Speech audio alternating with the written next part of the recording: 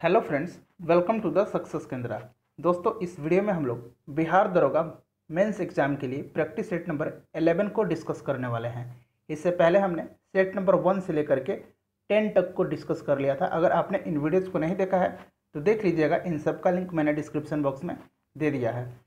Channel पर पहली बार आए हैं तो चैनल को सब्सक्राइब कर लीजिए और बेल आइकन को ज़रूर प्रेस कर लीजिए ताकि वीडियो का नोटिफिकेशन आपको लगातार मिलता रहे। तो चलिए बिना देरी किए शुरू करते हैं सेशन। वीडियो पसंद आएगी तो वीडियो को लाइक और शेयर जरूर कर दीजिएगा। पहला प्रश्न देखिए, पहला प्रश्न है कि निम्न में से क्या प्रकाश के वायुमंडलीय अपवर्तन का परिणाम नहीं है। तो 2 से 3 सेकंड में आप अपना आंसर चुन लीजिए, उसके बाद जो भी सही उत्तर होगा मैं आपको बता दूंगा। तो इस प्रश्न का सही आंसर है ऑप्शन 1, सूर्य का सूर्यास्त से पहले लाल दिखाई देना। ये जो है प्रकाश के प्रकीर्णन के कारण होता है। ठीक है फ्रेंड्स, याद रखिएगा, ये प्रकाश के प्रकीर्णन के कारण होता है। बाकी जो है तारों का टिमटिमाना, सूर्य का आकाश में अपनी वास्तविक ऊंचाई से ज़्यादा ऊंचाई पर दिखना और सूर्य का अपने वास्तविक उदय से 2 या 3 मिनट पहले दिखाई देना, ये प्रकाश के अपवर्तन के उदाहरण हैं। नेक्स्ट क्वेश्चन देखिए, नेक्स्ट क्वेश्चन है कि एसिटिलीन, जिसका फॉर्मूला आपको याद रखना है, C2H2 होता है। गैस ऑक्सीजन की उपस्थिति में जलकर कार्बन डाइऑक्साइड का निर्माण करती है। इस प्रतिक्रिया को दर्शाने के लिए कौन सा रासायनिक समीकरण जो है वो संतुलित है। तो आप देख लीजिए, ये चारों ऑप्शन आपके सामने हैं। इसका सही आंसर जो होगा वो हो जाएगा ऑप्शन नंबर 2। ठीक है फ्रेंड्स, ये जो है बिल्कुल संतुलित रासायनिक समीकरण है। 3 नंबर देखिए, हाइड्रोलिक प्रेस में किसका उपयोग होता है। तो हाइड्रोलिक प्रेस, हाइड्रोलिक ब्रेक, याद रखिएगा, हाइड्रोलिक प्रेस, हाइड्रोलिक ब्रेक और हाइड्रोलिक लिफ्ट में पास्कल के नियम का उपयोग होता है। ऑप्शन 1 जो है करेक्ट आंसर होगा। बीमा MLT−2 किसके अनुरूप है। तो ये जो है ये बल का अनुरूप है और बल का SI मात्रक जो होता है वो न्यूटन होता है। सीरियस मात्रक जो होता है वो होता है डाइन। ठीक है फ्रेंड्स, और आप बताइएगा कि 1 न्यूटन में कितना डाइन होता है। इसका आंसर जो है आपको कमेंट करके बताना है।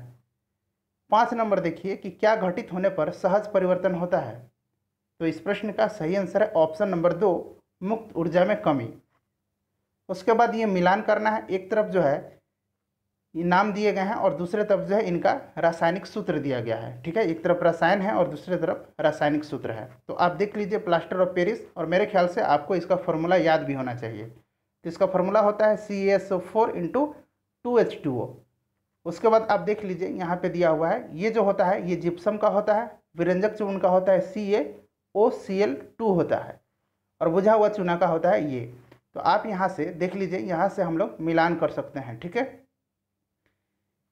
यहाँ पे आप देख लीजिए क्वेश्चन नंबर 6 का आप यहाँ देख लीजिए, ऊपर दिया हुआ है, देखिए CaSO4 × 2H2O, जैसे कि मैंने कि बताया था। तो इसका सही मिलान जो हो जाएगा वो क्या हो जाएगा, वो हो जाएगा ऑप्शन 1। ठीक है, क्वेश्चन नंबर 6 का सही आंसर हो जाएगा ऑप्शन 1। अगला क्वेश्चन देखिए, अगला क्वेश्चन है कि जब कोई दौड़ती हुई कार अचानक रुक जाती है तो यात्री अपने आगे की ओर क्यों झुक जाता है। तो ये झुक जाता है गति के जड़त्व के कारण। नेक्स्ट क्वेश्चन देखिए, नेक्स्ट क्वेश्चन है कि ये जो लिखा हुआ है K4NiCN4 में निकेल का ऑक्सीकरण संख्या क्या है। इसमें निकेल का जो है Ni जो है ये निकेल है, इसका ऑक्सीकरण संख्या जो है वो 0 है। लोहे में जंग लगना क्या है। तो लोहे में जंग लगना जो है एक विद्युत रसायन परिवर्तन है। ऑप्शन 2 सही आंसर होगा। 10 नंबर देखिए, 10 नंबर प्रश्न है कि रेडियोधर्मी तत्व किसका उत्सर्जन करते हैं। तो रेडियोधर्मी तत्व जो है ये अल्फा, बीटा और गामा किरणों का उत्सर्जन करते हैं। ऑप्शन 4 जो है 10 नंबर का सही आंसर हो जाए। 11 नंबर देखिए, एक संघीय राष्ट्र में शक्तियों का वितरण होता है। तो इसमें जो है संघीय राष्ट्र में शक्तियों का वितरण जो होता है ये केंद्र और राज्यों के बीच होता है। ऑप्शन 1 सही आंसर हो जाएगा। मैं जल्दी जल्दी करा दे रहा हूँ ताकि आपका ज़्यादा समय ना लगे। नेक्स्ट क्वेश्चन देखिए कि भारत के राष्ट्रपति के बारे में निम्न में से कौन सा कथन जो है सत्य नहीं है। तो देखिए, वह लोकसभा को भंग कर सकता है, बिल्कुल सही है। वह सेना के तीनों अंगों का सर्वोच्च सेनापति होता है, ये भी सही है। वह राज्यसभा को भंग कर सकता है, जी नहीं। राज्यसभा जो है एक अस्थाई सदन होता है, इसको भंग नहीं किया जा सकता है। तो इसमें पूछा जा रहा है कि कौन सा सत्य नहीं है, तो सही आंसर हो जाएगा इसका 3 नंबर। वह राज्यपाल की नियुक्ति करता है, ये भी जो है करेक्ट है। नेक्स्ट क्वेश्चन देखिए, 13 नंबर प्रश्न देखिए, भारत के राष्ट्रपति द्वारा निम्नलिखित में से कौन सा कार्य नहीं किया जाता है। तो देखिए, संसद के सामने बजट को रखवाना ये किया जाता है। राज्यसभा को करना ये नहीं किया जाता है। हमने अभी चर्चा किया है कि राज्यसभा एक अस्थायी सदन है, इसको जो है विघटित नहीं किया जा सकता है। संसद का सत्रावसान करना ये भी राष्ट्रपति का कार्य है। आवश्यकता पड़ने पर दोनों सदनों की संयुक्त बैठक बुलाना ये भी जो है राष्ट्रपति के कार्य हैं। तो सही आंसर है ऑप्शन 2, राज्यसभा को विघटित करना। नेक्स्ट देखिए, कौन राष्ट्रपति को उसके कार्यकाल से हटा सकता है? तो आप सभी जानते हैं कि महाभियोग के द्वारा राष्ट्रपति को हटाया जा सकता है, और महाभियोग की प्रक्रिया जो है ये संसद में शुरू होती है। ऑप्शन 2 जो है सही आंसर होगा इसका। 15 नंबर देखिए, संविधान में वह कौन सा अनुच्छेद है जिसके द्वारा भारत का राष्ट्रपति राज्य का प्रशासन अपने हाथों में ले सकता है? तो ये कब होता है? जब राज्यों की जो संवैधानिक तंत्र हैं वो विफल हो जाती है। इसी को कहा जाता है राष्ट्रपति शासन। और राष्ट्रपति शासन जो है ये किस अनुच्छेद के अंतर्गत है? अनुच्छेद 356 के अंतर्गत। 352 में क्या है? राष्ट्रीय आपातकाल, जो कि सशस्त्र और बाह्य विद्रोह के समय लगाया जाता है। और 360 जो है वह वित्तीय आपातकाल से संबंधित है। 16 नंबर देखिए, भारतीय संविधान ने लोकसभा के गठन और उसके विलय का अधिकार किसे दिया है? तो ये दिया है भारत के राष्ट्रपति को। ऑप्शन 2 जो है इस प्रश्न का बिल्कुल सही आंसर हो जाएगा। नेक्स्ट क्वेश्चन देखिए, क्वेश्चन नंबर 17, कि भारतीय संविधान के निर्माताओं के मन तथा आदर्शों की झलक मिलती है। तो भारतीय संविधान के निर्माता जो थे उनके मन तथा आदर्शों की झलक मिलती है प्रस्तावना में। ऑप्शन 1 सही आंसर होगा। 18 नंबर देखिए, हमारे संविधान की 8वीं अनुसूची में अभी तक कितनी भाषाएं जो हैं शामिल कर दी गई हैं? तो देखिए 8वीं अनुसूची में जो है 22 भाषाओं का उल्लेख किया गया है। अभी कितनी भाषाएं हैं? 22 भाषाएं हैं। तो सही आंसर होगा ऑप्शन 4, इनमें से कोई नहीं। नेक्स्ट क्वेश्चन देखिए, 19 नंबर प्रश्न। 19 नंबर है, ध्यान से देखिएगा प्रश्न को, कि भारतीय संविधान में कहा गया है कि हिंदी जो होगी वह भारतीय संघ की सरकारी भाषा होगी। ऑप्शन 3 इसका सही आंसर हो जाएगा। नेक्स्ट क्वेश्चन देखिए, क्वेश्चन नंबर 20। फ्रेंड्स सारे प्रश्न इंपॉर्टेंट है, आप सबको ध्यानपूर्वक देखिएगा। क्वेश्चन नंबर 20 को देखिए। क्वेश्चन नंबर 20 में कहा जा रहा है कि चुनाव आयोग है। तो चुनाव आयोग जो है एक संवैधानिक संस्था है। इसकी स्थापना 25 जनवरी को हुई थी, 25 जनवरी 1950 को। और इसी 25 जनवरी के दिन प्रतिवर्ष राष्ट्रीय मतदाता दिवस मनाया जाता है। जो चुनाव आयोग है यह संविधान के, इसका जो वर्णन है भाग 15 में है, अनुच्छेद 324 से लेकर के अनुच्छेद 329 तक में। तो आप इसको भी जरूर ध्यान रखिएगा। 21 नंबर देखिए, 21 नंबर है कि भारत में निर्वाचन आयोग किसके लिए चुनाव कराता है? तो देखिए चारों ऑप्शन आपके सामने हैं। तो ये चुनाव जो कराता है वो कराता है संसद, राज्य विधानमंडल, राष्ट्रपति पद के लिए एवं उपराष्ट्रपति के लिए। 4 नंबर जो ऑप्शन है करेक्ट हो जाएगा। अगला क्वेश्चन देखिए, अगला क्वेश्चन है कि राज्य के नीति निर्देशक तत्व को संविधान में समाविष्ट करने के पीछे का क्या उद्देश्य था? तो इसका उद्देश्य जो है वो है सामाजिक एवं आर्थिक प्रजातंत्र। ऑप्शन 3 सही आंसर हो जाएगा। और ध्यान दीजिएगा कि संविधान के भाग 4, ठीक है, संविधान के भाग 4 के अनुच्छेद 36 से लेकर के 51 तक में नीति निर्देशक तत्वों का उल्लेख है, और इसे आयरलैंड के संविधान से लिया गया है। यानी इसकी प्रेरणा जो है आयरलैंड के संविधान से मिली है। 23 नंबर देखिए, 23 नंबर है कि भारतीय संविधान का वह कौन सा अनुच्छेद है जो राष्ट्रपति को लोकसभा भंग करने की शक्ति प्रदान करता है?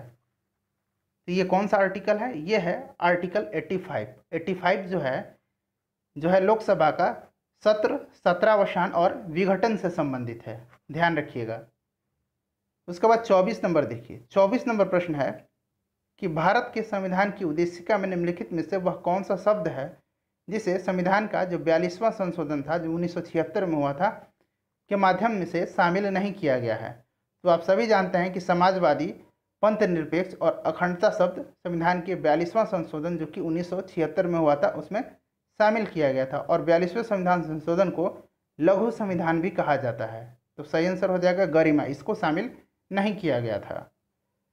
25 नंबर देखिए, 25 नंबर प्रश्न है कि भारतीय संविधान के अनुच्छेद 370 का उपबंध किया गया है। तो ये किया गया था जम्मू कश्मीर के लिए, ठीक है। ऑप्शन 1 जो है करेक्ट आंसर होगा।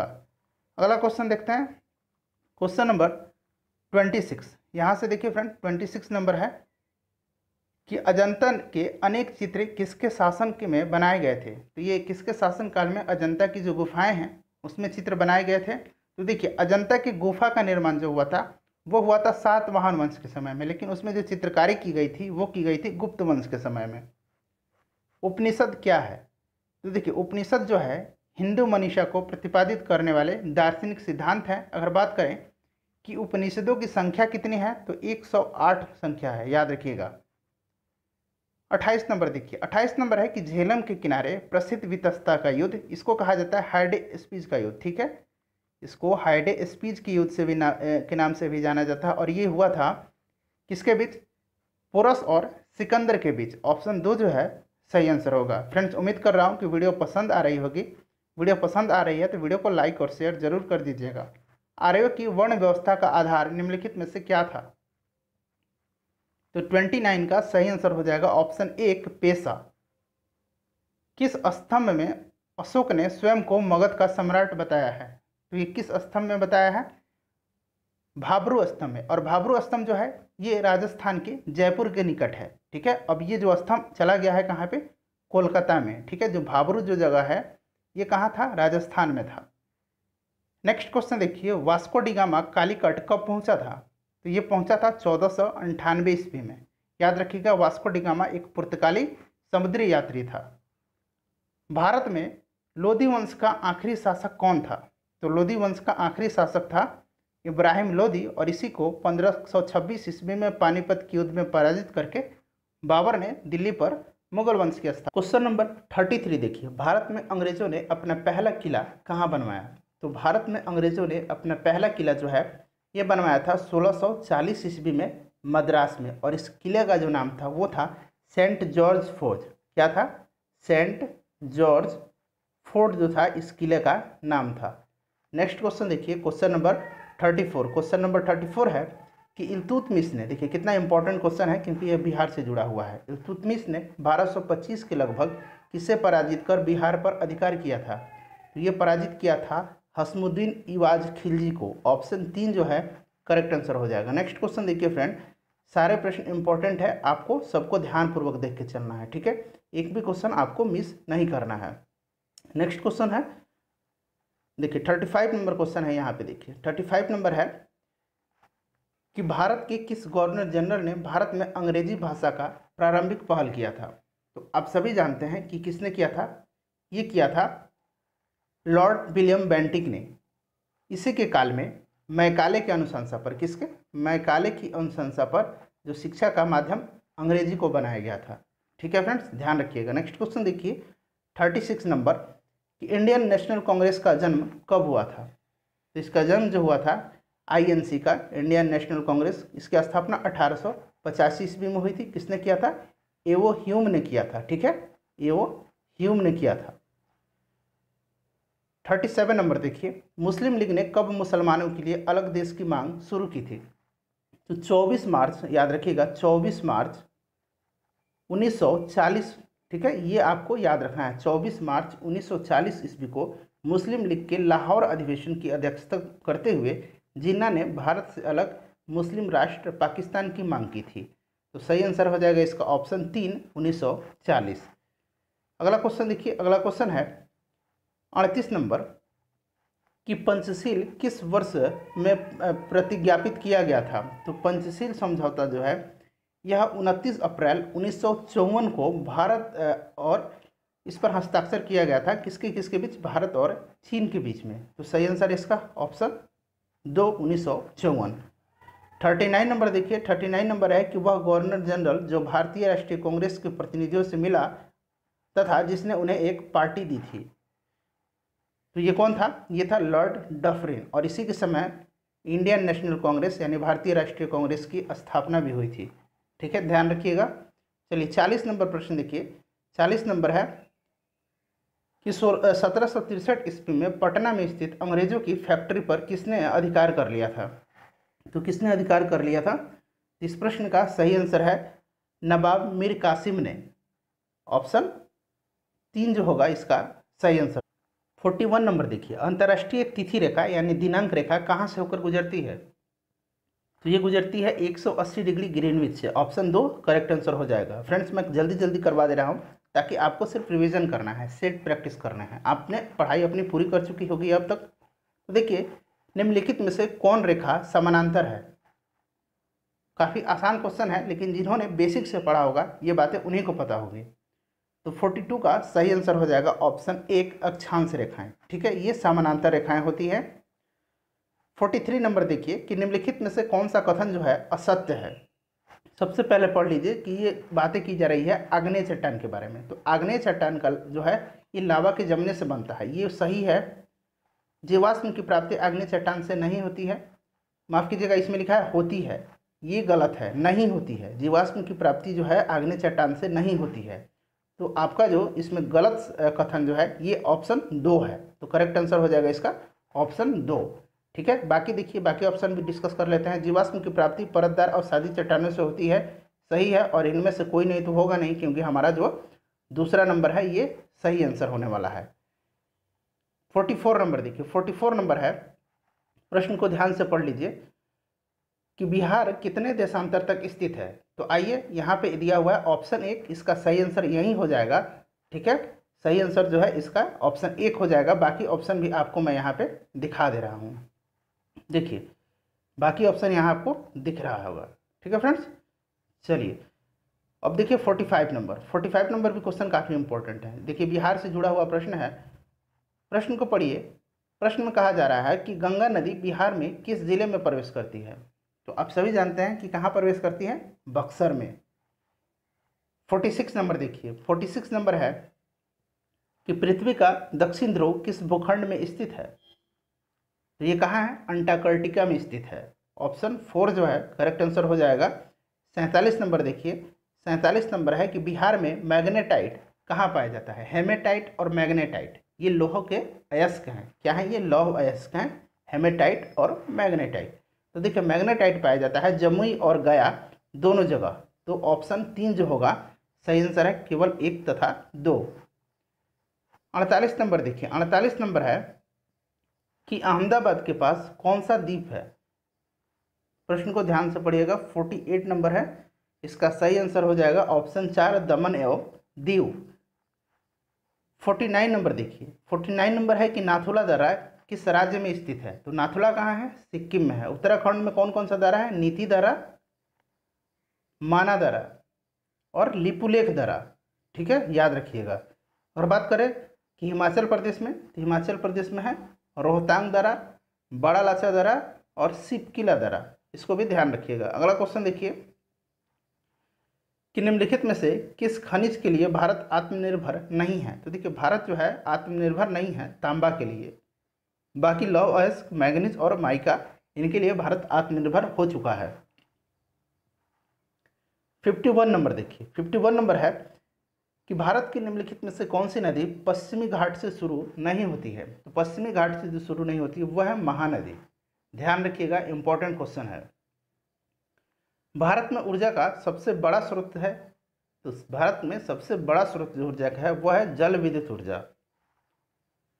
53 नंबर देखिए, 53 नंबर है कि भौगोलिक इतिहास के अनुसार भारत में सबसे प्राचीन पर्वत कौन सा है। तो यह है अरावली पर्वत। ठीक है, याद रखिएगा अरावली पर्वत है। अगला क्वेश्चन देखिए 54 नंबर कि प्रायद्वीपीय भारत में द्वितीय बृहत्तम बेसिन कौन है। तो 54 का जो है सही आंसर हो जाएगा ऑप्शन 4 कृष्णा बेसिन। याद रखिएगा, इंपॉर्टेंट है। तिलैया डैम किस नदी पर स्थित है। तो देखिए तिलैया डैम जो है ये बराकर नदी पर स्थित है। उसके बाद अब कर लेते हैं हम मैथ के प्रश्न। ठीक है फ्रेंड्स, आपको मैं मैथ का हल नहीं करके बताऊंगा, आपको सिर्फ मैं आपको उसका आंसर बता दूंगा, बाकी आप लोग हल कर सकते हैं। देखिए 55 नंबर प्रश्न देखिए, यहाँ से मैथ का प्रश्न है। ठीक है, प्रश्न को आप ध्यानपूर्वक देख लीजिए, मैं आपको सबका आंसर बता दूंगा। तो इसका सही आंसर हो जाएगा ऑप्शन 1 हो जाएगा 9। ठीक है, वीडियो को पॉज कर लीजिए और खुद से प्रयास कीजिए। उसके बाद देखिए 57 का सही आंसर जो हो जाएगा, 57 का सही आंसर जो हो जाएगा, मैं पढ़ूंगा भी नहीं क्योंकि आपका समय जाया होगा। 57 का सही आंसर हो जाएगा ऑप्शन 2 191। उसके बाद 58 का देखिए, 58 का पॉज कीजिए, प्रयास कीजिए बनाने का। 58 का सही आंसर हो जाएगा ऑप्शन 1। ठीक है फ्रेंड्स, नेक्स्ट देखिए उसके बाद है 59। 59 का जो है आप प्रश्न को पढ़ लीजिए, थोड़ा सा मैं छोटा भी कर दे रहा हूँ, प्रश्न आपको अब क्लियर दिख भी रहा होगा। ठीक है फ्रेंड्स, देखिए इसका सही आंसर जो हो जाएगा 59 का सही आंसर इसका हो जाएगा ऑप्शन 2 14। उसके बाद 60 नंबर देखिए, 60 नंबर अब आपको दिख रहा होगा। देखिए 60 नंबर का सही आंसर जो हो जाएगा वो हो जाएगा ऑप्शन 1। वीडियो को पॉज कर लीजिएगा, ठीक है फ्रेंड्स। उसके बाद प्रश्न को पढ़ लीजिए ध्यान से, और मैं यहाँ आपको अब दिखाता हूँ बाकी का जो प्रश्न है। देखिए तो इसका जो सही आंसर हो जाएगा वो कितना हो जाएगा, 61 का ऑप्शन 2 हो जाएगा। नेक्स्ट क्वेश्चन देखिए, 61 का 2 हो जाएगा, 62 का देखिए 62 का कितना हो जाएगा, 62 का सही आंसर इसका भी ऑप्शन 2 हो जाएगा, ठीक है फ्रेंड्स। 63 का देखिए, 63 का जो है थोड़ा सा और छोटा करता हूँ। देखिए हाँ अब दिख रहा होगा आपको, 63 का ऑप्शन 3 सही आंसर हो जाएगा। 64 का देखिए, 64 का जो सही आंसर हो जाएगा वो हो जाएगा ऑप्शन 2। उसके बाद 65 देखिए, 65 का सही आंसर हो जाएगा ऑप्शन 4। 66 का देखिए, 66 का सही आंसर जो होगा वो हो जाएगा ऑप्शन 3। 67 का देखिए, 67 प्रश्न को पढ़ लीजिए, छोटा कर देता हूँ मैं। चलिए प्रश्न को पढ़ लीजिए। 67 का जो है सही आंसर हो जाएगा इसका ऑप्शन 3 हो जाएगा, ठीक है। 5 किलोमीटर इसका सही आंसर होगा। 68 है, यहाँ प्रश्न है, बाकी के प्रश्न मैं आपको अब दिखा दे रहा हूँ। देखिए यहाँ है बाकी का प्रश्न, ठीक है फ्रेंड्स। तो इसका सही आंसर क्या हो जाएगा, 68 का जो सही आंसर है ऑप्शन 2 हो जाएगा। और फ्रेंड्स वीडियो को शेयर जरूर कर दीजिएगा, ठीक है। 69 का देखिए, 69 का यहाँ पे आपको अब दिख रहा होगा पूरा। सही आंसर है इसका ऑप्शन 1, 18 दिन। उसके बाद 70 का देखिए, 70 का जो है सही आंसर कितना हो जाएगा, 70 का ऑप्शन 4 हो जाएगा। अब हम यहाँ से रीजनिंग के प्रश्न कर लेते हैं, ठीक है। इसको भी मैं बता दे रहा हूँ, आप लोग स्वयं कर लीजिएगा। 71 का सही आंसर जो है वो हो जाएगा ऑप्शन 2। 72 का देखिए, 72 का जो सही आंसर हो जाएगा वो हो जाएगा ऑप्शन 2। 73 का देख लीजिए, 73 का सही आंसर है इसमें से कौन सा हो जाएगा। देखिए पहले आप लोग हल कीजिए, उसके बाद आप वीडियो को पॉज कर लीजिए, हल कीजिए, उसके बाद आप आंसर को देखिएगा। अगर आंसर आप देख भी लेते हैं तो आप इसको हल कीजिए, आंसर उतना आपका आ जाना चाहिए। ऑप्शन 3 हो जाएगा इसका। 74 का देखिए, 74 का जो हो जाएगा ऑप्शन 1 हो जाएगा। 75 का देखिए, 75 का बाकी प्रश्न यहाँ है। तो 75 का जो सही आंसर है वो हो जाएगा ऑप्शन 2।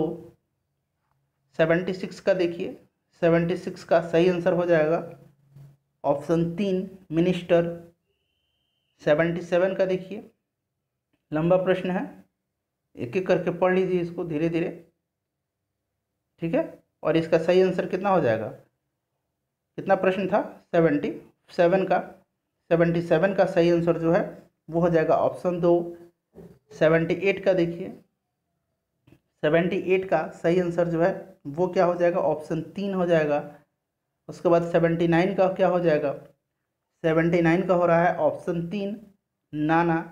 80 का देखिए, 80 का जो है सही आंसर होगा हो जाएगा ऑप्शन 1, डी। उसके बाद देखिए 81 है, 81 का जो बाकी प्रश्न है यहाँ पे है, ठीक है। देखिए कथन भी है और निष्कर्ष भी है, आप पढ़िए। और इसका जो सही आंसर होगा वो हो जाएगा 81 का ऑप्शन 3। 1 और 2 दोनों निकलते हैं। 82 नंबर देखिए, 82 का सही आंसर हो जाएगा ऑप्शन 2। 83 का देखिए, 83 का क्या हो जाएगा, 83 का जो हो जाएगा ऑप्शन 1 हो जाएगा। इसमें क्यूब करके 1 माइनस किया गया है, फिर इसका क्यूब करके 1 माइनस कर दीजिएगा। उसी तरह देखिए 84 का जो सही आंसर होगा वो हो जाएगा ऑप्शन 3। नेक्स्ट क्वेश्चन देखिए 85 का क्या हो जाएगा, ऑप्शन 4 हो जाएगा, ठीक है फ्रेंड्स। चलिए यहाँ से हम अब सामान्य जो ज्ञान है उसके प्रश्नों को हमने कवर किया। हमने हिस्ट्री, पॉलिटी और ज्योग्राफी के प्रश्नों को कवर कर लिया है, ठीक है।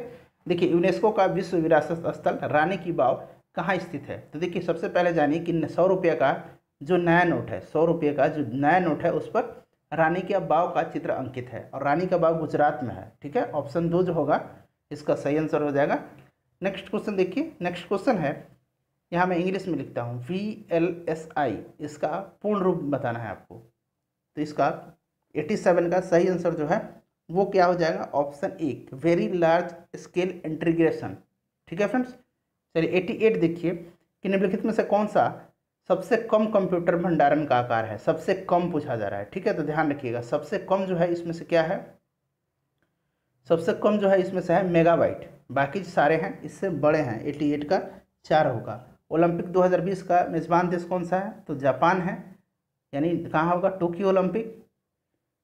90 नंबर देखिए कि पूर्व प्रयोग के लिए हुए कमांड के प्रभाव को किस कमांड के द्वारा समाप्त करते हैं, तो ये कॉपी होगा। ऑप्शन 90 का ऑप्शन 1 जो है सही आंसर हो जाएगा, माफ कीजिएगा 2 होगा, अंडो। ठीक है। चलिए अगला क्वेश्चन देखिए कि निम्नलिखित में से कौन केंद्र शासित प्रदेश दमन और दीव की राजधानी है, तो दमन और दीव की राजधानी इनमें से कौन है, सही आंसर है दमन ही है। नेक्स्ट क्वेश्चन देखिए, नीता अंबानी प्रथम भारतीय महिला है जो एक व्यक्ति सदस्य के रूप में किसमें शामिल हुई हैं, 92 का सही आंसर हो जाएगा ऑप्शन 1, अंतर्राष्ट्रीय ओलंपिक समिति। ठीक है फ्रेंड्स, ध्यान रखिएगा। भारत का राष्ट्रीय गीत वंदे मातरम किस भाषा में लिखा गया है, तो सही आंसर इसका ऑप्शन 4, संस्कृत। इसरो का वाणिज्यिक और विपणन शाखा है, इसमें से कौन सा है, तो सही आंसर है option A, antics Nigam limited. 95 number देखिए, ऑप्टिकल फाइबर किस सिद्धांत पर कार्य करता है, तो ये करता है पूर्ण आंतरिक परावर्तन के सिद्धांत पर। 96 नंबर देखिए, भारतीय पर्यावरण सुरक्षा अधिनियम किस वर्ष पारित हुआ था, ये प्रश्न फ्रिक्वेंटली पूछा जाता है, तो सही आंसर इसका ऑप्शन 2, 1986 ईस्वी में। महाबोधि मंदिर परिसर जो भगवान बुद्ध के जीवन से संबंधित है, 4 पवित्र स्थानों में से एक है, कहाँ स्थित है, तो ये बिहार में है। 97 का एक सही आंसर हो जाएगा। उसके बाद देखिए 98 का मैं आपको दिखाता हूँ, नीचे देखिएगा। ठीक है फ्रेंड्स, थोड़ा सा छोटा मैं कर देता हूँ ताकि आपको विजिबल हो। हाँ, यहाँ देखिए 98 का कि वर्ष 2004 में नासा ने खाली स्थान है का अध्ययन करते हुए मैसेंजर अंतरिक्ष यान लॉन्च किया था, तो सही आंसर है 4, बुध। 99 देखिए, 99 है कि खाली स्थान है में स्थित माउंट सेंट हेलेंस एक सक्रिय स्ट्रेटो ज्वालामुखी है, तो ये माउंट सेंट हेलेंस जो है सक्रिय ज्वालामुखी कहाँ है, इंपॉर्टेंट है, तो सही आंसर है ऑप्शन 3, संयुक्त राज्य अमेरिका में। 100 नंबर देखिए, 100 नंबर है कंप्यूटर का प्रश्न, थोड़ा सा और मैं छोटा कर दे रहा हूँ ताकि आपको सारा ऑप्शन जो है दिखाई दे दे। ठीक है फ्रेंड्स, चलिए अब इससे ज़्यादा छोटा ये नहीं हो रहा है। विंडोज़ बेस्ड कंप्यूटर में 2 फाइलें एक ही फोल्डर में नहीं हो सकती, यदि आप ऑप्शन को पढ़ लीजिए ध्यानपूर्वक, और इसका सही आंसर मैं बता देता हूँ, ऑप्शन 3 हो जाएगा। आप चौथे ऑप्शन को भी अब पढ़ लीजिए। ठीक है फ्रेंड्स, मैं उम्मीद कर रहा हूँ कि वीडियो जो है आपको पसंद आई है। वीडियो पसंद आई है तो आपसे रिक्वेस्ट है कि वीडियो को शेयर कर दीजिएगा। ठीक है फ्रेंड्स, चैनल को सब्सक्राइब करके बेल आइकन को प्रेस कर लीजिए, और बाकी को जो हमारा प्रैक्टिस सेट है लिंक डिस्क्रिप्शन में है, जरूर देख लीजिएगा। मिलते हैं नेक्स्ट वीडियो में। Thanks for watching.